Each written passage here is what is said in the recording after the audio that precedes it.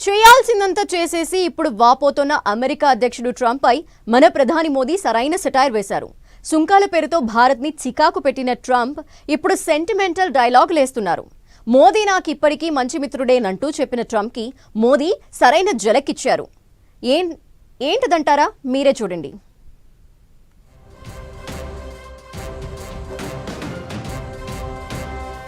సమయం చూసి స్ట్రోక్ ఇచ్చిన మోదీ, చేస్తున్న పనే సరైంది కాదన్న ట్రంప్, నాది అదే ఫీలింగ్ అంటూ తిప్పికొట్టిన మోదీ, ఇష్టానుసారంగా విధిస్తోన్న టారిఫ్లతో భారత్ సహా అన్ని దేశాలను బెంబేలెత్తించిన ట్రంప్ ఇప్పుడు తీరిగ్గా విచారం వ్యక్తం చేస్తున్నారు. ఏం చేస్తాం, రష్యా భారత్ని చైనాకి వదిలేసుకోవాల్సి వచ్చిందంటూ బిల్డప్తో పాటు కావాలి అంటే కలిసి పనిచేయడానికి మార్గాలున్నాయంటూ సన్నాయి నొక్కులు నొక్కుతున్నారు.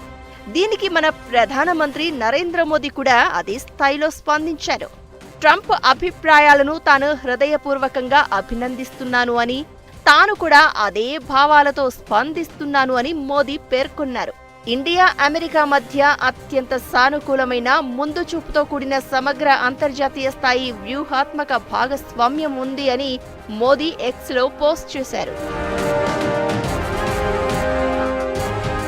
ఇలా చెప్పగానే next America Bharat trade relations రాత్రికి రాత్రి మారిపోతాయని భ్రమలేదు.